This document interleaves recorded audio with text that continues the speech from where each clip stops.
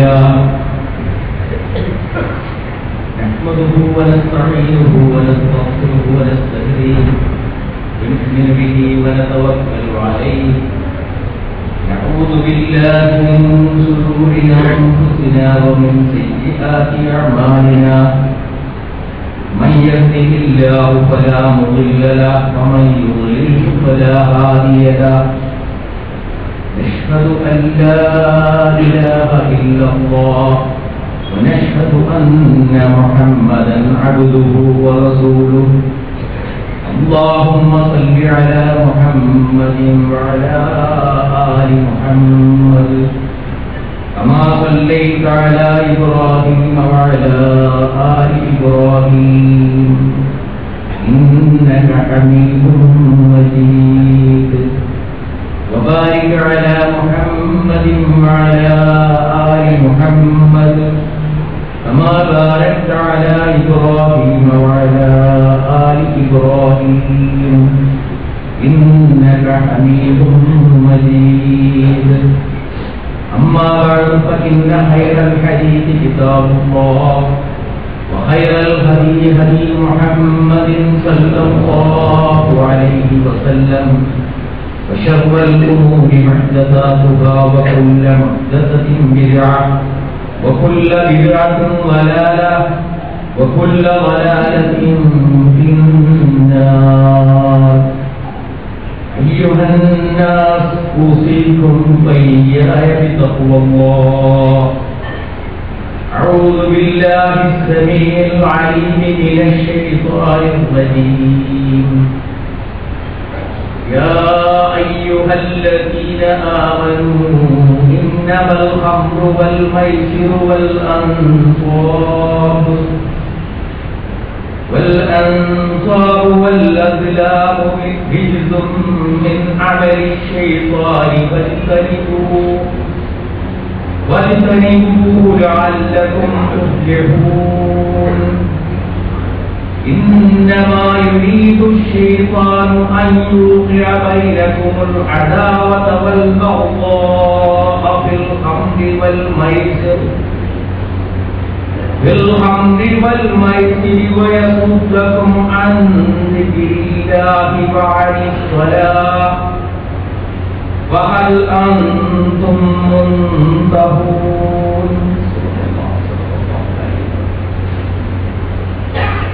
പ്രിയമുള്ള സഹോദരികളെ സഹോദരന്മാരെ, അല്ലാഹുവിനെ സൂക്ഷിച്ച് ജീവിക്കണമെന്നും ജീവിതത്തിലെ എല്ലാ വിഷയങ്ങളിലും അല്ലാഹുവിന്റെ വിധിവിലക്കുകൾ പാലിച്ചുകൊണ്ട് തഖ്വയുള്ളവരായിരിക്കണമെന്നും ഞാൻ എന്നോട് വളരെ കണിശമായി വസിയത്ത് ചെയ്യുകയാണ്.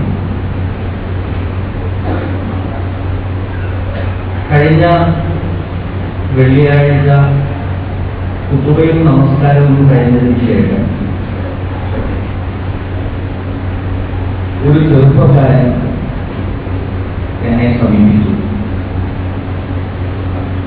അദ്ദേഹം എന്നോട് പറഞ്ഞു, എപ്പോഴെങ്കിലും നിങ്ങൾ ഖുതുബയിൽ മദ്യത്തെക്കുറിച്ച് അതിന്റെ ദുരന്തത്തെക്കുറിച്ച് ഒന്ന് ഉണർത്തണം. കാരണം നമ്മുടെ കൂട്ടത്തിലെ ധാരാളം ചെറുപ്പക്കാർ മദ്യപാനത്തിലേക്കും മയക്കുമരുന്നിന്റെയും ഉപയോഗത്തിലേക്ക് നീങ്ങിക്കൊണ്ടിരിക്കുന്നുണ്ട്. അദ്ദേഹത്തിന്റെ മുഖഭാവം കണ്ടപ്പോൾ അദ്ദേഹത്തിന്റെ ഏറ്റവും അടുത്ത ഒരു സുഹൃത്ത് അല്ലെങ്കിൽ സുഹൃത്തുക്കൾ, ഒരു ബന്ധു അല്ലെങ്കിൽ ബന്ധുക്കൾ മദ്യപാനത്തിന്റെ അടിമയോ അടിമകളോ ആയി മാറിയിട്ടുണ്ടായിരിക്കണം എന്നാണ് എനിക്ക് തോന്നിയത്. ആലോചിച്ചു നോക്കിയപ്പോൾ മദ്യപാനത്തെക്കുറിച്ചോ മയക്കുമരുന്നിന്റെ ഉപയോഗത്തെക്കുറിച്ചോ കാര്യമായ ഒരു ഓർമ്മപ്പെടുത്തൽ ഈ മിമ്പറിൽ വെച്ച് ഈയുള്ളവൻ നടത്തിയതായി എന്റെ ഓർമ്മയിൽ ഒന്നില്ല. അത് അതുകൊണ്ട് ഇന്നത്തെ വിഷയം മദ്യപാനവുമായി ബന്ധപ്പെട്ട ചില കാര്യങ്ങളാവുന്നതാണ് നല്ലത് എന്ന് തോന്നുന്നു. അല്ലാഹു സുബ്ഹാനഹു വ തആല അതൊക്കെ നിർവഹിക്കാൻ അനുഗ്രഹിക്കുമാറാണ്. വളരെ പെട്ടെന്ന് തന്നെ ഇത് ഓർമ്മപ്പെടുത്തേണ്ട ഒരു വിഷയമായി മനസ്സിലേക്ക് കടന്നു വരാൻ മറ്റൊരു കാരണവും കൂടി ഉണ്ടായി. ഏതാനും ആഴ്ചകൾക്ക് മുമ്പ് 7ാം ക്ലാസ്സിൽ പഠിക്കുന്ന എൻ്റെ മകൾ, ഞങ്ങൾ സുബഹി നമസ്കാരത്തിന് ശേഷം വീട്ടിൽ വർത്തമാനം പറഞ്ഞിരിക്കവേ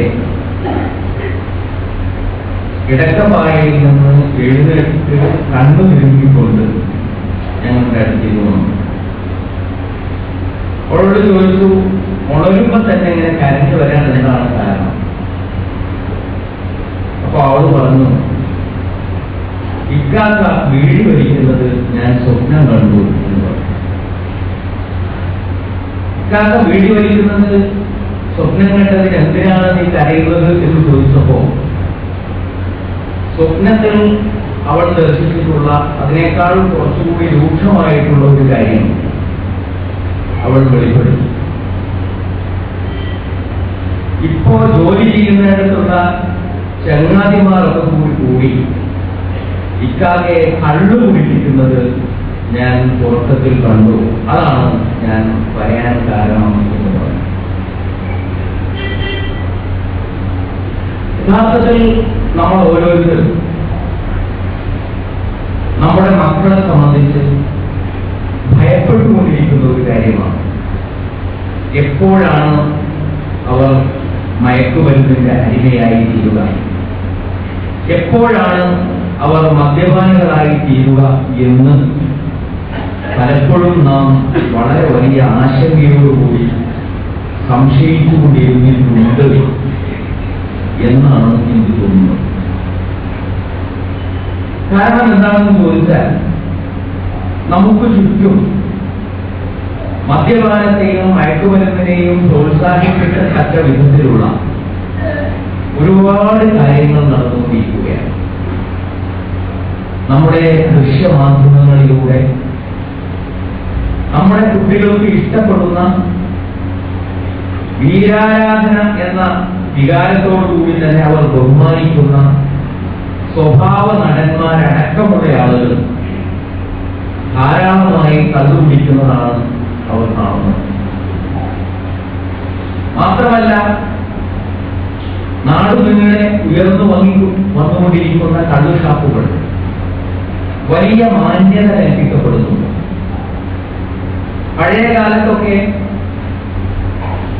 ഗ്രാമീണരായ സ്ത്രീകൾക്ക് പട്ടണത്തിലേക്ക് വരുമ്പോൾ വലിയ അത്ഭുതമുണർത്തിയിരുന്ന കാര്യമായിരുന്നു കള്ളുഷാപ്പുകളുടെ മുന്നിൽ ആളുകൾ പട്ടാപ്പകൽ ക്യൂ നിൽക്കുന്നു എന്നുള്ളത്. ബിവറേജ് കോർപ്പറേഷന്റെ മദ്യഷാപ്പുകൾക്ക് മുന്നിൽ നീണ്ടുവരുന്ന ക്യൂ കാണുമ്പോൾ അയ്യേ, മനുഷ്യനെ കാണുകയാണോ ഇത് വാങ്ങാൻ ക്യൂ നിൽക്കുന്നത് എന്ന് ഗ്രാമീണരായ സ്ത്രീകൾ ചോദിക്കാറുണ്ടായിരുന്നു. ഇപ്പോൾ അങ്ങനെ അവർക്ക് ചോദിക്കേണ്ട യാതൊരു കാര്യവുമില്ല. കാരണം എന്താണെന്ന് ചോദിച്ചാൽ, അവരുടെ മക്കളോ അവരുടെ പേരക്കുട്ടികളോ അവരുടെ അയൽവാസികളോ ആയ ചെറുപ്പക്കാർ, ചിലപ്പോൾ കൗമാരപ്രായക്കാരായ ആളുകൾ പോലും മദ്യം കഴിച്ചുകൊണ്ടാണ് അവരുടെ വീടുകളിലേക്ക് കടന്നു വന്നുകൊണ്ടിരിക്കുന്നത്. മാത്രമല്ല, പലപ്പോഴും കൊമേഴ്സ് ഡിഗ്രി എടുക്കുന്നവർ അല്ലെങ്കിൽ മാനേജ്മെന്റ് ഡിഗ്രി എടുക്കുന്നവർ വലിയ കോർപ്പറേറ്റ് മാനേജ്മെന്റുകളുടെ കീഴിലാണ് ജോലി ചെയ്തുകൊണ്ടിരിക്കുന്നത്. അത്തരം മാനേജ്മെന്റുകളുടെ കുടുംബ സൽക്കാരങ്ങളിലടക്കം അവരുടെ പേഴ്സണാലിറ്റി ഡെവലപ്മെന്റ് ക്യാമ്പുകളുടെയും കോഴ്സുകളുടെയും അവരുടെ പിക്നിക്കുകളുടെയും ഭാഗമായിട്ട് മദ്യപാനം എന്നുള്ളത് ഏറ്റവും പ്രധാനമായ ഒരു ഇനമായി മാറ്റപ്പെട്ടിരിക്കുകയാണ്. അതുകൊണ്ട് മുമ്പത്തേതിനേക്കാൾ വലിയ ഒരു മാന്യത മദ്യപാനത്തിനും മയക്കുമരുന്നിന്റെ ഉപയോഗത്തിനും ഇന്ന് വന്നുകൊണ്ടിരിക്കുന്നുണ്ട് എന്നുള്ള കഥ നമുക്ക് എല്ലാവർക്കും അറിയാവുന്ന ഒരു കാര്യമാണ്. തിരുവനന്തപുരത്ത് പറവണ്ണ എന്ന് പറയുന്ന പ്രദേശത്ത് ഞങ്ങൾ ഒരു ഡി അഡിക്ഷൻ ക്യാമ്പും സംഘടിപ്പിച്ചു.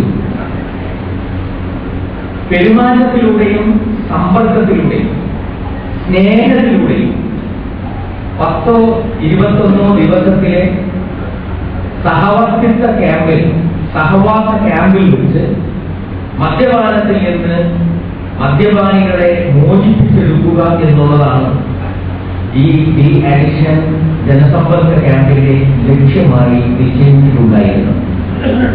ആ ക്യാമ്പ് പുരോഗമിച്ചുകൊണ്ടിരിക്കെ ഒരു ദിവസം പുതിയങ്ങാടി നേർച്ചയിലേക്കുള്ള ഒരു ഘോഷയാത്ര അത് സംഘടിപ്പിച്ചുകൊണ്ടിരിക്കുന്ന പള്ളിക്ക് മുന്നിലൂടെ കടന്നുപോയിക്കൊണ്ടിരിക്കുകയാണ്. അപ്പോ ക്ലാസ് അല്പസമയം നിർത്തിയിട്ട് അവിടുത്തെ ആളുകളോടൊക്കെ പറഞ്ഞു, ആ ഘോഷയാത്ര നിങ്ങളൊന്ന് ചെന്ന് കണ്ടോളൂ. ഏതായാലും ചെണ്ടയും ബാൻഡ് വാദ്യങ്ങളും കുഴലൂത്തും ഉള്ളതുകൊണ്ട് ക്ലാസ് നടക്കുകയില്ല. അപ്പൊ ജനലിനുള്ളിലൂടെ നോക്കിയിട്ട് അത് കണ്ടോളൂ എന്ന് പറഞ്ഞു. അങ്ങനെ എല്ലാവരും അത് കാണാൻ വേണ്ടി ജനലിന്റെ അടുത്തേക്ക് നീങ്ങി. ഒരാൾ പെട്ടെന്ന് കാണാം അങ്ങോട്ട് നോക്കിയിട്ട് തിരിച്ചുകൊണ്ട് ഓടി വന്ന് അയാളുടെ ഇരിപ്പിടത്തിൽ ഇരുന്നിട്ട് പൊട്ടിക്കരയും. അദ്ദേഹത്തോട് ചോദിച്ചു, നിങ്ങൾ എന്തിനായി പൊട്ടിക്കരയും? അദ്ദേഹം പറഞ്ഞ മറുപടി, ഞാൻ യഥാർത്ഥത്തിൽ മദ്യപാനി ആയിരുന്നില്ല. ഞാൻ ആദ്യമായി മദ്യം കഴിച്ചിട്ടുള്ളത് ഇത്തരത്തിലുള്ള ഒരു നേർച്ചയുടെ ഘോഷയാത്രയിൽ പങ്കെടുക്കുന്നതിന് വേണ്ടിയാണ്. ബാൻഡ് വാദ്യത്തോടൊപ്പം തുള്ളിച്ചാടുമ്പോൾ ഒരു ഹരം കിട്ടാൻ എന്റെ സുഹൃത്തുക്കളായ ആളുകളാണ് എനിക്ക് ആദ്യമായി മദ്യം ഒഴിച്ചു തന്നിട്ടുള്ളത് എന്ന് അദ്ദേഹം പറയുകയില്ല.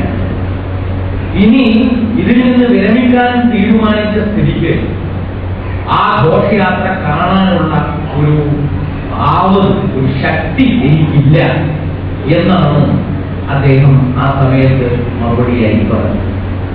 ഒരുപക്ഷെ ഖബർ സിയാറത്ത് എന്ന് പറയുന്ന ഒരു ആരാധനയുണ്ട്, ഒരു സുന്നത്തുണ്ട്. ആ സുന്നത്തിൽ നിന്നാണ് ഇത്തരത്തിലുള്ള നേർച്ചകളും വഴിപാടുകളും മുളച്ചു പൊട്ടുന്നത്. ചിലപ്പോൾ അത് വിദ്യാർത്ഥമാണ്, ചിലപ്പോൾ ശിർക്കിന്റെ പരിധിയോളം എത്തിപ്പെടുന്ന അനാചാരമാണ്. പക്ഷേ വിദ്യാർത്ഥി ശിർക്ക് എന്നുള്ള വിഷയത്തെ കുറിച്ചല്ല ഞാൻ ഇപ്പോൾ പറയുന്നത്, അത് മറ്റൊരവസരത്തിലാണ് പറയുന്നത്. ഇങ്ങനെയുള്ള മതപരമായ ചടങ്ങുകളും ആചാരങ്ങളും വരെ മദ്യപാനത്തെയും മയക്കുമരുന്നിനെയും എങ്ങനെയാണ് പ്രോത്സാഹിപ്പിക്കുന്നത് എന്നുള്ള കാര്യമാണ് ഞാൻ നിങ്ങളുടെ ശ്രദ്ധയിൽ ഇട്ടുകൊടുക്കാൻ ഉദ്ദേശിക്കുന്നത്.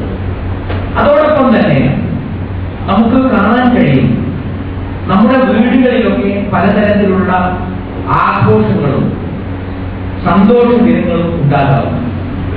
ആ ആഘോഷങ്ങളുടെയും സന്തോഷ ദിനങ്ങളുടെയും തലേനാൾ രാത്രി പലപ്പോഴും അവിടെ എന്താണ് നടക്കുന്നത് എന്നതിനെ കുറിച്ച് നമ്മൾ ആലോചിക്കാറില്ല. ഇനിയൊക്കെ കുട്ടികൾ നോക്കിക്കൊള്ളും എന്ന് വെച്ച് പ്രായമുള്ള ആളുകൾ പോയി കിടന്നുറങ്ങുകയാണ് പതിവ്. അവർ കിടന്നുറങ്ങി കഴിഞ്ഞാൽ അവിടെ നടക്കുന്ന കൂത്താട്ടം മിക്കപ്പോഴും മദ്യക്കുപ്പികളുമായിട്ടുള്ള കൂത്താട്ടമാണ് എന്നുള്ളത് ഇന്ന് ഒരു രഹസ്യമല്ല, ഒരു പരസ്യമാണ്.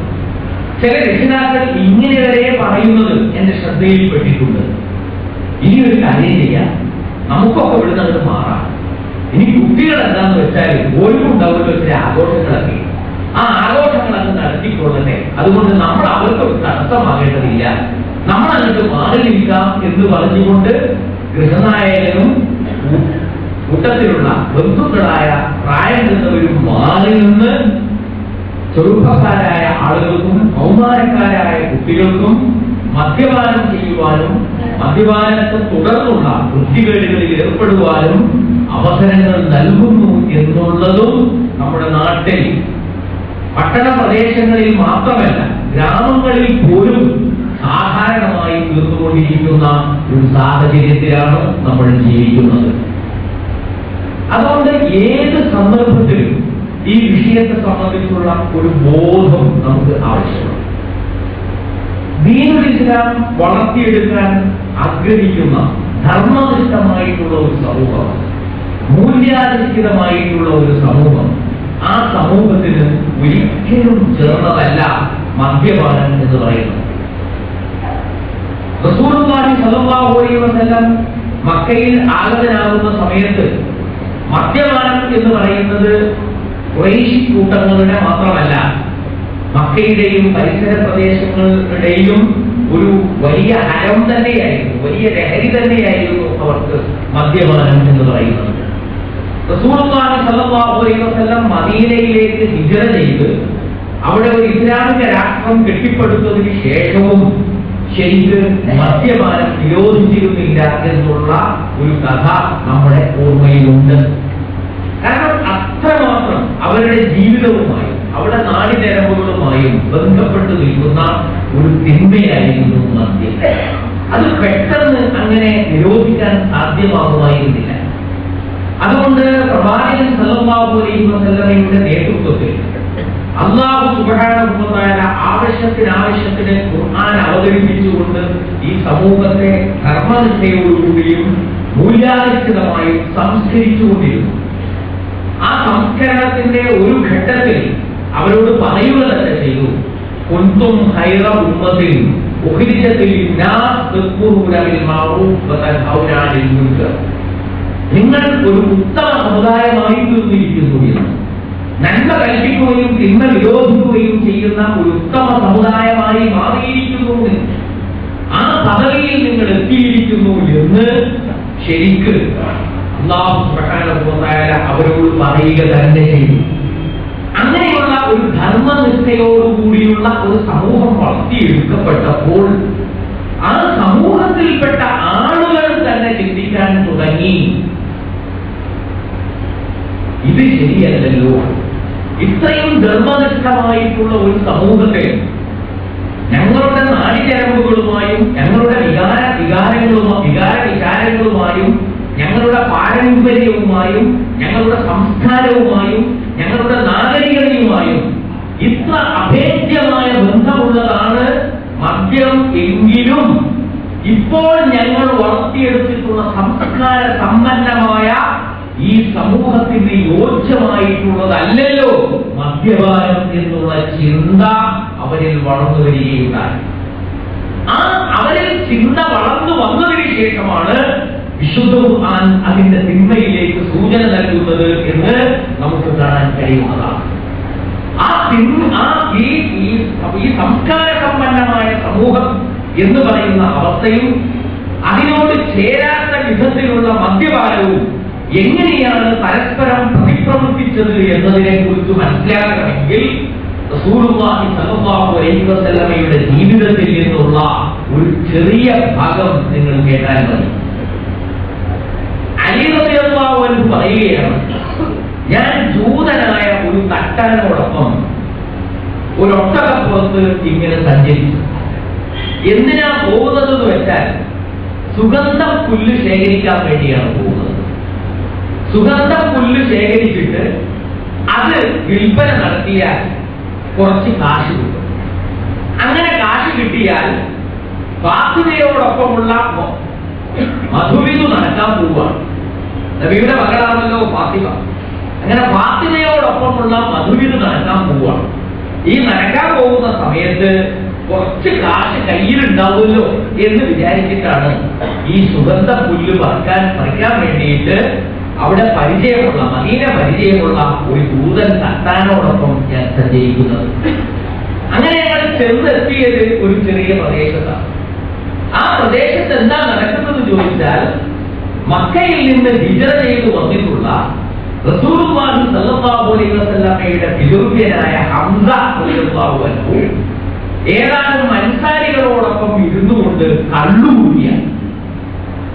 അപ്പൊ ഈ കള്ളുകുടിക്കുന്ന സദസ്സിലേക്ക് എന്താണ് അവിടെ നടക്കുന്നത് എന്നറിയാൻ വേണ്ടി ഞങ്ങളൊന്ന് കടന്നിരുന്നു. അപ്പൊ ഇവര് കള്ളുകുടിക്കുന്നുണ്ടെന്ന് മാത്രമല്ല പെണ്ണ് പാട്ടുപാടിക്കൊണ്ടിരിക്കുന്നത്. ആ പെണ്ണിന്റെ പാട്ട് കേട്ടാൽ ആവേശം തോന്നിപ്പോകും. ഹംസ റളിയല്ലാഹു അൻഹുവിന് ആവേശം തോന്നി.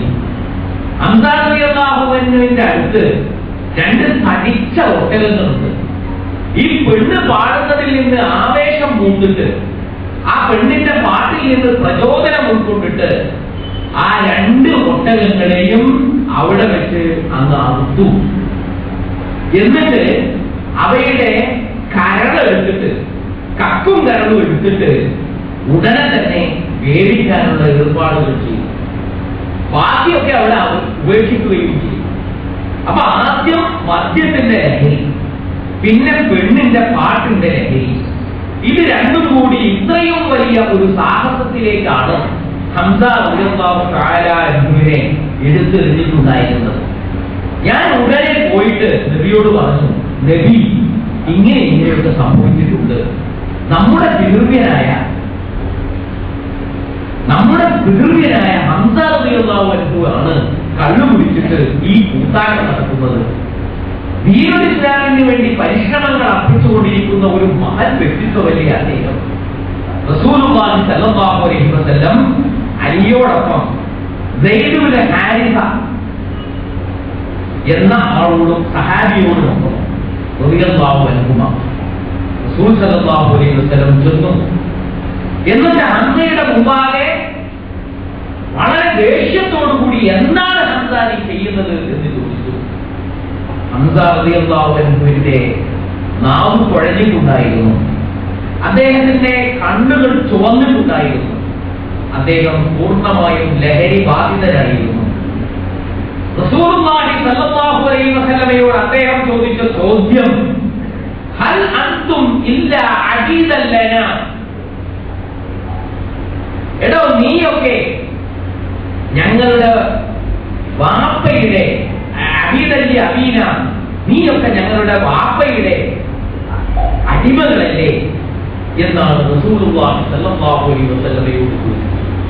റസൂൽ സ്വല്ലല്ലാഹു അലൈഹി വസല്ലം പിന്നെ ഒട്ടും അവിടെ നിന്നില്ല. റസൂൽ പറഞ്ഞു, അങ്ങേ അറ്റത്തെത്തിപ്പോയിരിക്കുന്നു, എന്താണ് പറയുന്നത് എന്ന് അവർക്കറിയില്ല എന്ന് പറഞ്ഞുകൊണ്ട് റസൂൽ തിരിച്ചു പോരുകയാണ് ഉണ്ടായിട്ടുള്ളത്. അപ്പൊ റസൂൽ സ്വല്ലല്ലാഹു അലൈഹി വസല്ലം വളർത്തിയെടുത്തിട്ടുള്ള ഒരു വലിയ ധർമ്മനിഷ്ഠയുള്ള സമൂഹത്തിൽ ഒരിക്കലും യോജിക്കാത്ത ഒരു പ്രവണതയായിട്ട്, ഒരു ചേരായ്മയായിട്ട് ഈ സംഭവത്തെ നമുക്ക് മനസ്സിലാക്കാൻ കഴിയും. ഒരുപക്ഷെ ഞാനിവിടെ ഉദ്ധരിക്കുന്നത് പോലും നിങ്ങൾ ഇഷ്ടപ്പെടുകയില്ല. എന്തിനാണ് ഇങ്ങനെ ഹംസ റളിയല്ലാഹു അൻഹുവിനെ കുറിച്ചുള്ള ഒരു കഥ നിങ്ങളിൽ വെച്ച് പറഞ്ഞത് എന്ന് നമ്മൾ അത്ഭുതപ്പെട്ടു. പക്ഷെ അതിനൊരു പ്രസക്തിയില്ല. കാരണം ബുഖാരി അടക്കമുള്ള ഒരുപാട് ഹദീസിന്റെ കിതാബുകളിൽ ഈ ഒരു സംഭവം രേഖപ്പെട്ടു കിടക്കുന്നുണ്ട് എന്നുള്ള കഥ നിങ്ങൾ മനസ്സിലാക്കണം. ആ കഥ ഹദീസിന്റെ കിതാബുകളിൽ ഉള്ളിടത്തോളം കാലം ധർമ്മനിഷ്ഠയുള്ള ഒരു സമൂഹവും മദ്യപാനികളുടെ സമൂഹവും തമ്മിലുള്ള ഈ വൈരുദ്ധ്യത്തിന്റെ ഏറ്റവും വലിയ ഉദാഹരണമായി അത് നിലനിൽക്കും. ഇത്തരം സാഹചര്യങ്ങൾ ഉരുട്ടുകൂടുമ്പോഴാണ് വിശ്വാസികളിൽപ്പെട്ട ആളുകൾ തന്നെ ചോദിച്ചു പോകുന്നത്, എന്താണ് നമ്മെപ്പോലുള്ള ഒരു സമൂഹത്തെ ഇങ്ങനെയുള്ള ചില ദൂഷ്യങ്ങളെ കുറിച്ച് ഒരു തീരുമാനമെടുക്കാൻ സമയമായില്ലേ എന്നുള്ള ചോദ്യം അവരിൽ നിന്ന് തന്നെ ഉത്ഭവിക്കുകയാണ്. അത്തരം ചോദ്യങ്ങൾ ഉത്ഭവിക്കാൻ കഴിയത്തക്ക വിധത്തിലുള്ള ഒരു സമൂഹമായിട്ട് അവരെ മാറ്റിയെടുത്തിരിക്കുന്നു എന്നുള്ളതാണ് അതിൽ നിന്ന് നമ്മൾ മനസ്സിലാക്കേണ്ട കാര്യം. അപ്പോൾ അല്ലാഹു പറയുന്നു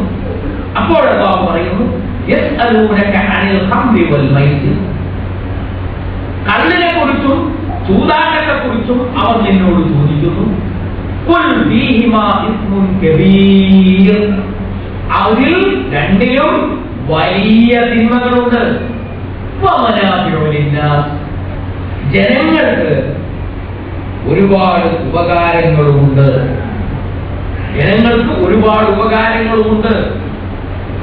കള്ളവാറ്റുകാരുടെ വീടുകളിൽ തീ പൊങ്ങുന്നത് ആളുകൾ മദ്യം കുടിക്കുന്നത് കൊണ്ടാണ്.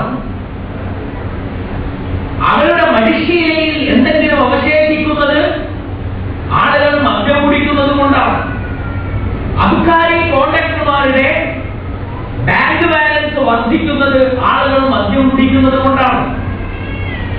അവർക്ക് അവിഹിത സമ്പാദ്യങ്ങൾ കുന്നുകൂടുന്നത് ജനങ്ങൾ മദ്യം സേവിക്കുന്നത് കൊണ്ടാണ്.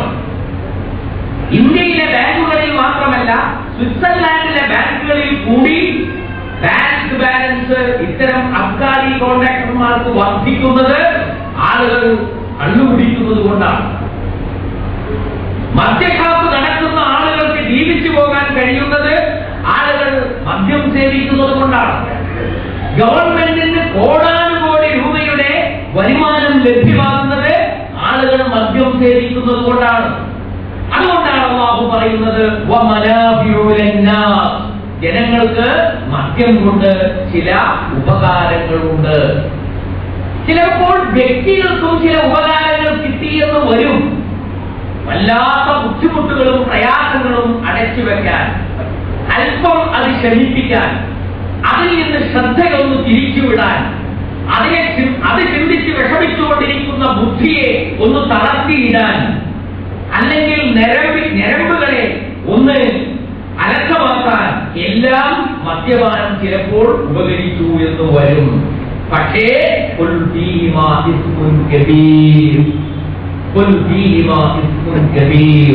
അതിൽ വലിയ തിന്മകളുണ്ട്, വലിയ തിന്മകളുണ്ട്. നിങ്ങൾ സമൂഹത്തെ കൈകാര്യം ചെയ്തുകൊണ്ടിരിക്കുന്ന ഏതൊരാളോടും ചോദിച്ചു, നിങ്ങൾ വൈദ്യശാസ്ത്രജ്ഞനോട് ചോദിച്ചാൽ അയാൾ പറയും നിരവധി സ്വഭാവങ്ങളിലുള്ള ക്യാൻസറുകൾക്ക് മദ്യപാനം കാരണമായി തീരും, ലിവറിന്റെ നാശത്തിന് മദ്യപാനം കാരണമായി തീരും, മസ്തിഷ്കം ദുർബലമാകാൻ മദ്യപാനം കാരണമായി തീരും, നെഞ്ചിൽ തിങ്ങിപ്പോകാൻ മദ്യപാനം കാരണമായി തീരും. മാത്രമല്ല, മനുഷ്യ ശരീരം ആകെ ദുർബലതയിലേക്ക് നീങ്ങുവാൻ മദ്യപാനം കാരണമായി തീരും എന്ന് ഒരു ശരീരശാസ്ത്രജ്ഞൻ നിങ്ങളോട് പറയും. എന്നാൽ ഒരു മനഃശാസ്ത്രജ്ഞനോട് നിങ്ങൾ ചോദിച്ചു നോക്കൂ, ആളുകളുടെ ചിന്താശേഷി മരവിപ്പിക്കാൻ, ആളുകളുടെ വികാരങ്ങളെ കൂടുതൽ സരളിതമാക്കാൻ, ആളുകളിലുള്ള സന്തുലിതാവസ്ഥ നഷ്ടപ്പെടുത്തുവാൻ, ആളുകളെ മനോവൈകൃതങ്ങൾക്ക് അടിമയാക്കുവാൻ മദ്യപാനത്തിന് കഴിയും എന്ന് അവർ നിങ്ങളോട് പറയും. നിങ്ങൾ സാമൂഹ്യ ശാസ്ത്രജ്ഞനോട് ചോദിച്ചു നോക്കൂ, ആ സാമൂഹ്യ ശാസ്ത്രജ്ഞൻ നിങ്ങളോട് പറയും നമ്മുടെ സമൂഹ ബന്ധങ്ങളെ ശിഥിലമാക്കുന്നത് ഏറ്റവും പ്രധാനമായി മദ്യപാനമാണ് എന്ന് അയാൾ നിങ്ങളോട് പറയും. മാത്രമല്ല, അയാൾ പറയും സമൂഹത്തിന്റെ ഏറ്റവും ചെറിയ യൂണിറ്റ് എന്ന് പറയുന്നത് കുടുംബമാണ്. ആ കുടുംബത്തിന്റെ ശൈഥില്യത്തിന് കാരണമായി തീരുന്നത് ഈ മദ്യപാനമാണ് എന്ന് അയാൾ നിങ്ങളോട് പറയും. സ്ത്രീകൾ ഏറ്റവും കൂടുതൽ പീഡിപ്പിക്കപ്പെടുന്നത് മദ്യപാനം കാരണമായിട്ടാണ് എന്ന് നിങ്ങളോട് സമൂഹശാസ്ത്രജ്ഞൻ, മനഃശാസ്ത്രജ്ഞൻ പറഞ്ഞു തരും. മാത്രമല്ല, നമ്മുടെ കുട്ടികൾ ഏറ്റവും കൂടുതൽ അരക്ഷിതബോധം അനുഭവിക്കുന്നതും ആ അരക്ഷിതബോധം കാരണമായി സാമൂഹ്യ ദ്രോഹികളായി വളർന്നു വരുന്നതും രക്ഷിതാക്കളുടെ മദ്യപാനം കാരണമായിട്ടാണ് എന്ന് സമൂഹശാസ്ത്രജ്ഞന്മാർ നിങ്ങളോട് പറഞ്ഞു തരും. കൗൺസിലിംഗ് വിദഗ്ധന്മാരെ നിങ്ങൾ ചെന്ന് കണ്ടു നോക്കൂ. കൗൺസിലിംഗ് വിദഗ്ധന്മാർ അവരുടെ സമീപകാല അനുഭവങ്ങൾ നിങ്ങളോട് പങ്കുവെക്കും. ദാമ്പത്യ ബന്ധങ്ങളുടെ ശൈഥില്യത്തിന്റെ അടിത്തറ ഏതാണ്? മാതാപിതാക്കളോടുള്ള സ്നേഹം കുറഞ്ഞു വരുന്നതിന്റെ അടിത്തറ ഏതാണ്? മക്കളെ പരിഗണിക്കാതിരിക്കുന്നതിന്റെ ബോധത്തിന്റെ അടിത്തറ ഏതാണ് എന്ന് ചോദിച്ചാൽ അയാൾ നിങ്ങളോട് പറയും അതിന്റെയും പ്രധാനപ്പെട്ട കാരണങ്ങളിൽ ഒന്ന് മദ്യപാനം തന്നെയാണ് എന്ന്.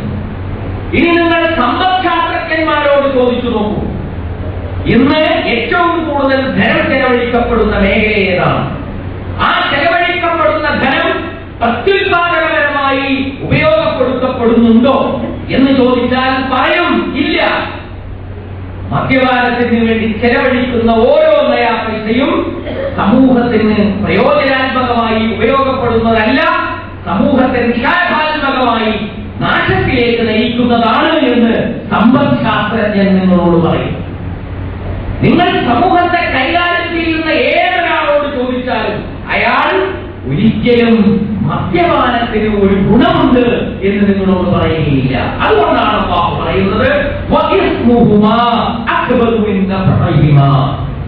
നേരത്തെ എണ്ണി പറഞ്ഞിട്ടുള്ള ഏതാനും നന്മകളുണ്ട്. ആ നന്മകൾ ഏതാനും ആളുകളിൽ പരിമിതമാണ്. പക്ഷേ ആ നന്മകളാകട്ടെ അധർമ്മവുമാണ്. ആ നന്മകൾക്കുപരി എത്രയോ വലിയ തിന്മകളാണ് മദ്യപാനം കൊണ്ട് ഉണ്ടായിത്തീരുന്നത്, മയക്കുമരുന്നുകളുടെ ഉപയോഗം കൊണ്ട് ഉണ്ടായിത്തീരുന്നത് എന്ന് അല്ലാഹു സുബ്ഹാനഹു വ തആല നമുക്ക് വിശദീകരിച്ചു തരികയാണ്. ഈ ആയത്തുകൾ അവതരിപ്പിച്ചിട്ടും ഉമർ ഇബ്നുൽ ഖത്താബ് ഉൾപ്പെടെയുള്ള ആളുകൾക്ക് ഒരു സംതൃപ്തി വരുന്നില്ല. ഉമർ ഇബ്നുൽ ഖത്താബ് ചോദിക്കുന്നത് തന്നെ ചെയ്തു, എന്തേ അല്ലാഹുവിൽ ഇതങ്ങ് പൂർണ്ണമായി നിരോധിച്ചുകൂടെ എന്ന് ആ ഘട്ടത്തിൽ തന്നെ ഉമർ റളിയല്ലാഹു അൻഹു തന്റെ സഹപ്രവർത്തകരായ ആളുകളോട് ചോദിച്ചു. പിന്നെയും സമ്മർദ്ദം ഉണ്ടാവുകയാണ്. ആളുകൾ നിസ്കരിക്കാൻ നിൽക്കുമ്പോൾ മദ്യം കുടിച്ചുകൊണ്ട് നിൽക്കും, തല തിരിച്ച് ഓടിപ്പോകും. എന്ന് പറയുന്നതിന് പകരം നിങ്ങൾ ആരാധിക്കുന്നതിനെ തന്നെയാണ് ഞാനും ആരാധിക്കുന്നത് എന്ന് എന്ന് വിളിച്ചുകൊണ്ട് നമസ്കാരത്തിൽ പോലും പറഞ്ഞു പോകുന്ന ഘട്ടമുണ്ടായി. അപ്പോൾ അല്ലാഹു സുബ്ഹാനഹു വ തആല പറഞ്ഞു, യാ അയ്യുഹല്ലദീന ആമനൂ ലാ തഖറബുസ് സ്വലാത്ത വഅൻതും സുഖാറ. നിങ്ങൾ ഒരിക്കലും ലഹരിബാധിതരായിക്കൊണ്ട് നമസ്കാരത്തെ സമീപിക്കരുത്. എന്താണ് നിങ്ങൾ പറയുന്നത് എന്ന് നിങ്ങൾക്കറിയുന്നത് വരെ.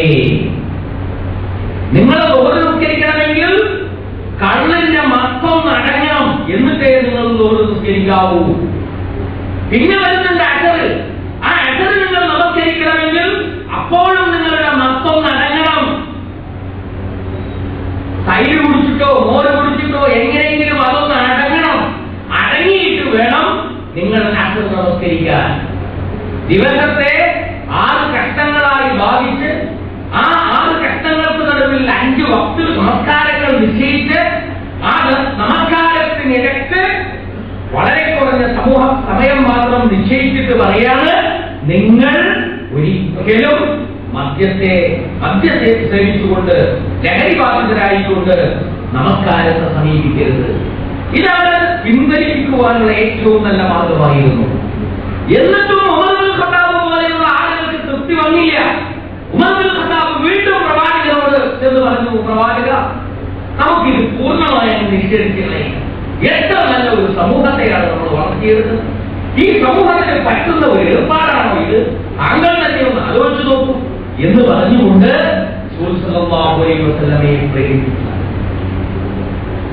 പിന്നീടാണ് യാ അയ്യുഹല്ലദീന ആമനൂ ഇന്നമൽ ഖംറു വൽ മൈസിറു വൽ അൻസാബു വൽ അസ്ലാമു റിജ്സും മിൻ അമലി ശൈത്താൻ. അത് പൈശാചിന്റെ ഭാഗത്തു നിന്നുള്ള ഒരു മാലിന്യമാണ്.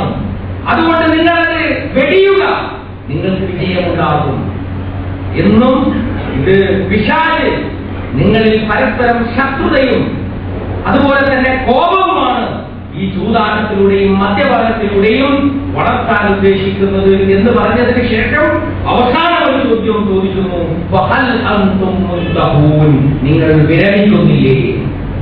വഹൽ അൻതും മുൻതഹൂൻ, നിങ്ങൾ വിരമിക്കുന്നില്ലേ എന്ന് ചോദ്യം. ആ ചോദ്യം കേട്ട സഹാബികൾ ഒന്നടങ്കം ഇൻതഹൈന ഇൻതഹൈന. ആദ്യമായി അത് പറഞ്ഞത് ഉമർ ഇബ്നുൽ ഖത്താബ് റളിയല്ലാഹു തആല അൻഹു. ഇല്ല, ഞങ്ങൾ വിരമിച്ചു കഴിഞ്ഞിരിക്കുന്നു, ഞങ്ങൾ വിരമിച്ചു കഴിഞ്ഞിരിക്കുന്നു. നിങ്ങൾക്ക് വിരമിക്കാനായില്ലേ എന്നുള്ള ചോദ്യം, അങ്ങനെ ആയില്ലേ എന്നുള്ള ഒരു ചോദ്യം മാത്രമാണ്. അതുകൊണ്ട് നമ്മൾ ആയില്ല എന്ന് പറഞ്ഞാൽ മതി എന്നൊന്നും ആരും വിചാരിച്ചിട്ടില്ല. മറിച്ച് ഇത് നിരോധത്തിന്റെ ഏറ്റവും കർക്കശമായ പദപ്രയോഗമാണെന്ന് മനസ്സിലാക്കിക്കൊണ്ട് ആളുകൾ പൂർണ്ണമായും മദ്യപാനത്തിൽ നിന്ന് വേറിട്ട് നിൽക്കുകയാണ് ചെയ്തിട്ടുള്ളത് എന്ന സംഭവം നമുക്ക് എല്ലാവർക്കും അറിയാവുന്നു. ചില ആളുകൾ മദ്യം കുടിച്ചുകൊണ്ടിരിക്കെ അവരുടെ പാനപാത്രം വലിച്ചെടുത്തു. വേറെ ചില ആളുകൾ വായിലേക്ക് ഒഴിച്ച് കഴിഞ്ഞിരിക്കുന്നു, വായിൽ നിന്നത് തുപ്പിക്കളഞ്ഞു. ചില ആളുകൾ ഇറക്കിക്കൊണ്ടിരിക്കുകയാണ്, അപ്പോഴാണ് ഇത് കേൾക്കുന്നത്. ഇന്നല്ലാഹു വറസൂലഹു യൻഹാനികും അനിൽ ഖംർ എന്ന് വിളിച്ചു പറയുന്നവൻ ഇങ്ങനെ ഇറക്കിക്കൊണ്ടിരിക്കുമ്പോഴാണ് ഉടനെ പുറത്തേക്ക് കാർപ്പിച്ചെന്ന് തുപ്പുകയാണ്. കാരണം ഇനി ഒരു എന്റെ ഉള്ളിലേക്ക് കിടക്കാൻ പാടില്ല. ഇതായിരുന്നു ആ വിശ്വാസികളുടെ തീരുമാനം എന്ന് നമ്മൾ മനസ്സിലാക്കി. അതുകൊണ്ട് നമ്മളെല്ലാവരും വളരെ ജാഗ്രത വേണം. നമ്മുടെ കാര്യത്തിൽ, നമ്മുടെ കുട്ടികളുടെ കാര്യത്തിൽ, നമ്മുടെ കുടുംബങ്ങളുടെ കാര്യത്തിൽ, നമ്മുടെ സമുദായത്തിന്റെ കാര്യത്തിൽ, നമ്മുടെ പ്രദേശത്തിന്റെ കാര്യത്തിൽ മദ്യപാനത്തിനെതിരെ ജാഗ്രത വേണം. നിസ്സംഗത പാലിക്കുക. ഓരോ ഗ്രാമത്തിലും ചെറിയ സമരക്കൂട്ടങ്ങൾ ഉണ്ടാകണം. മദ്യപാനത്തിനെതിരെ ബോധവൽക്കരണത്തിലൂടെയും മറ്റും സമരം ചെയ്യുന്ന ചെറിയ സമരക്കൂട്ടങ്ങൾ മദ്യപാനത്തിനെതിരെ ഉണ്ടായിരിക്കണം. ആ സമരക്കൂട്ടങ്ങളിൽ നമ്മളും നമ്മുടെ ഭാവി തലമുറയിലും പങ്കാളികളാകണം. തിന്മയ്ക്കെതിരെ പിടിച്ചു നിൽക്കാൻ കഴിയണമെങ്കിൽ തിന്മയ്ക്കെതിരെയുള്ള സമരത്തിൽ പങ്കാളികളാകുക മാത്രമേ നിവൃത്തിയുള്ളൂ എന്നുള്ള കാര്യവും കൂടി നാം മനസ്സിലാക്കേണ്ടതുണ്ട്. അല്ലാഹു സുബ്ഹാനഹു വ തആല നമ്മെ അനുഗ്രഹിക്കുമാറാകട്ടെ. നമ്മയും നമ്മുടെ ഭാവി തലമുറയെയും എല്ലാ തിന്മകളിൽ നിന്നും രക്ഷിക്കുമാറാകട്ടെ. അഖൂലു ഖൗലി ഹാദാ അസ്തഗ്ഫിറുല്ലാഹ ലി വ ലക്കും.